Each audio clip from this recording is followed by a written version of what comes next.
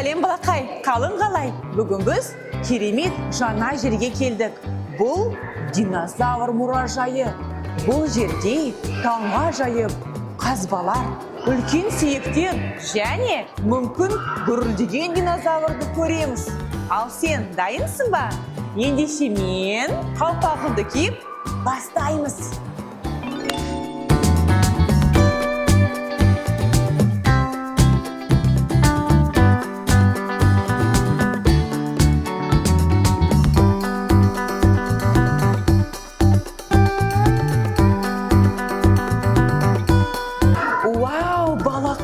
Елестетші, бұл сүйектерге 100 миллион жыл. Қандай ғажап! Бұл бізде кім екен? Бұл бізде Аугустинолофус. Бұндай ұзын аттарды айтуға да қиын екен.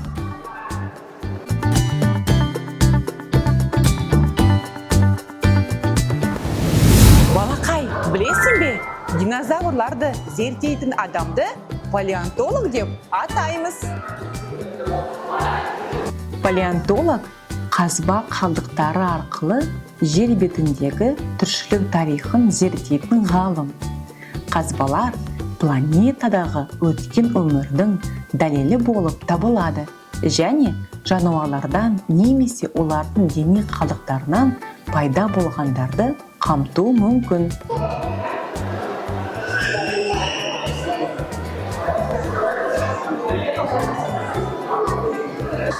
Ал мынау мұхиттарда суда жүзетін динозаврлар.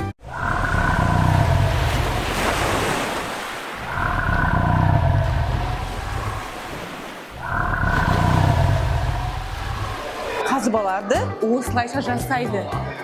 Жердің астынан сүйектерін тауып, оларды жинап, бізге динозаврлардың түрлерін көрсетуге дайындап береді. Бұл кім болған екен? Қазір мен оқып көрейін. Бұл каритозавр. Каритозаврда шөп жейтін динозавр болған.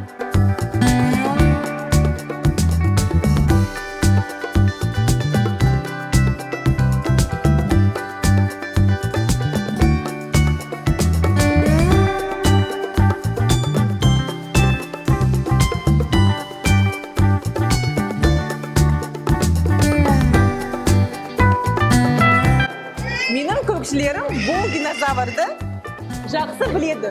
Бұл паразауролов, ал бұл паразауроловтың басы. Паразауролов ұзын, ерекше басы бар, үйрек тұмсықты динозавр болды. Паразауролов өзінің шұңқырымен әйгілі. Оның не үшін жасалғанын ешкім білмейді. Сарапшылардың пікірінше, паразауролов шұңқырын қатты дыбыстар жасау арқылы басқалармен байланысу немесе дене температурасын бақылау үшін пайдаланған.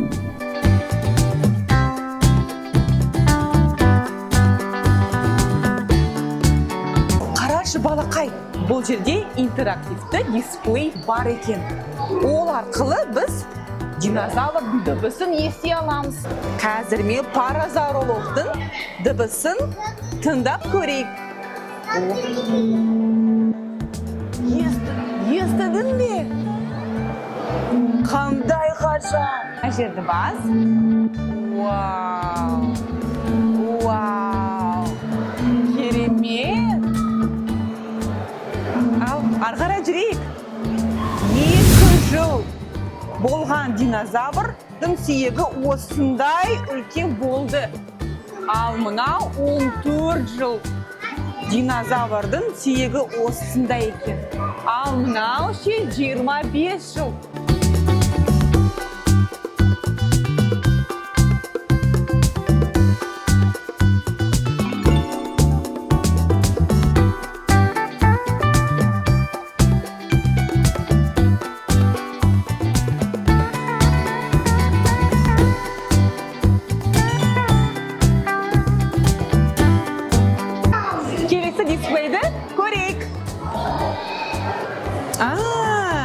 Бұл жерде динозаврлардың жұмыртқалары туралы. Динозаврлар жұмыртқа салады. Бұл жерде динозаврлардың жұмыртқалары қандай болған екені бізге көрсетіліп тұр. Қандай қызық, қарашы. Өлшемдері шынымен де дәу екен. Ана жерде мамонттар да көрініп тұр.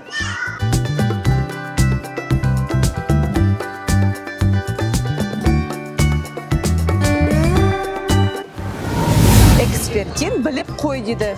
Мына жерде көптеген фактілер бейнеленген. Экранға басып, зерттей аласың, қандай пайдалы зат.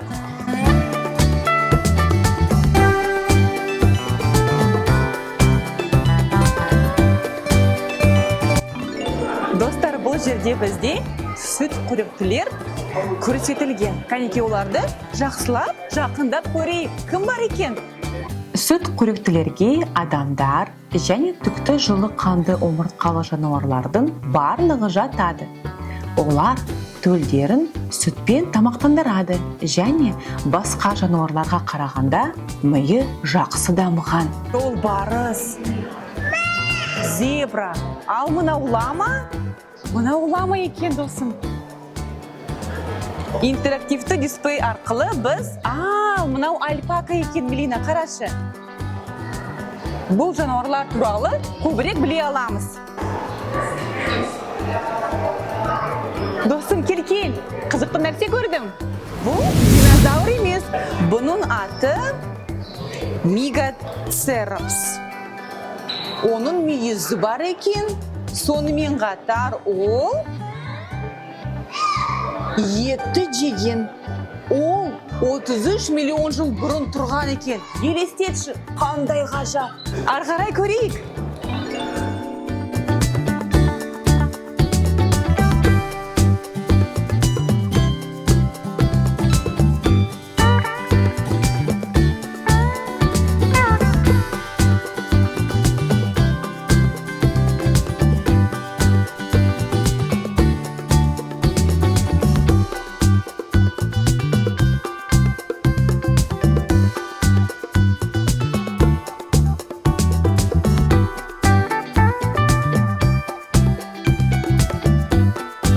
Мынау бізге танымал ең үлкен сүт қоректілердің бірі.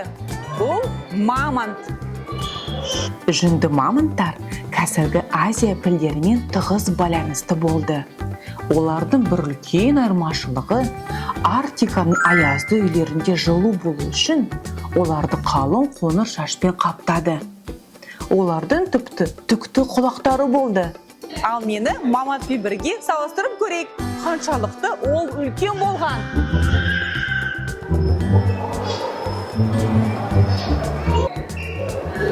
Мен тым кішкентаймын.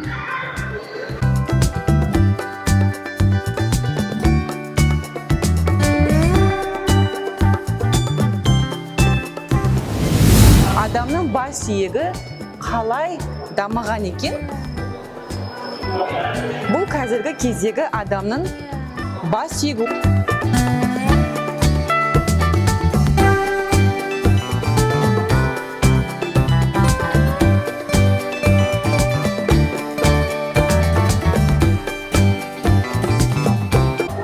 Мынау диабло деп ойлаймын. Қазір көреміз.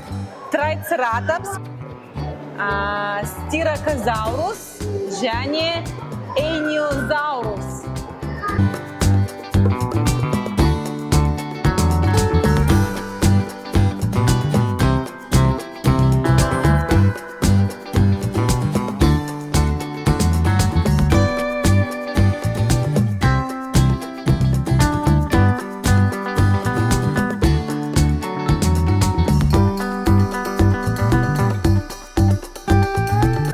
Tyrannosaurus Rex.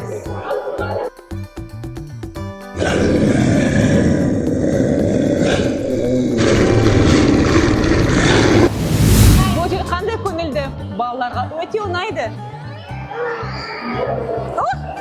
Абайля. Абайля. Таспақа.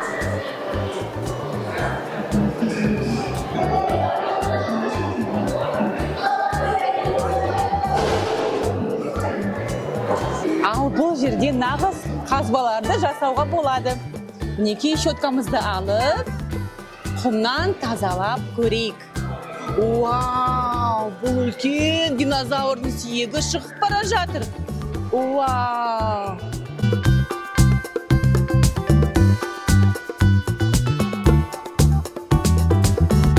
Бұл қана динозаврдың сүйегі? Мүмкін паразароловтың? Пах! Пах! Пах!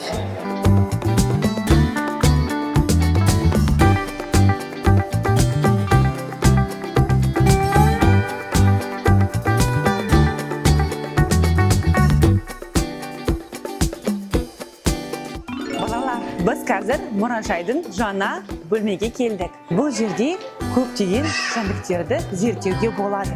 Қанекей, көрейік, танысайық.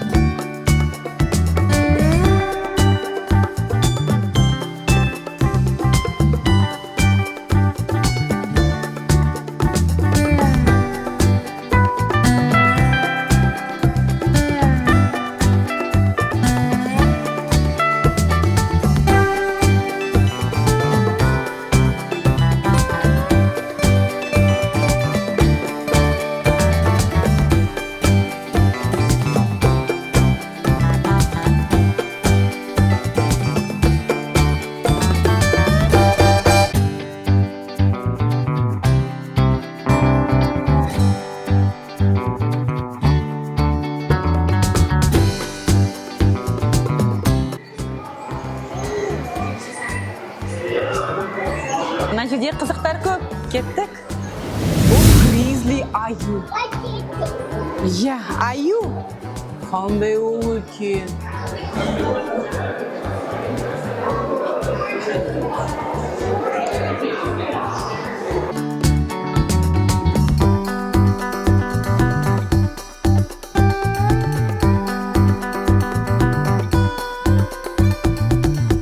Бұл жерде бизондар. Бизондар Американың Вайоминг деген жерінде көп.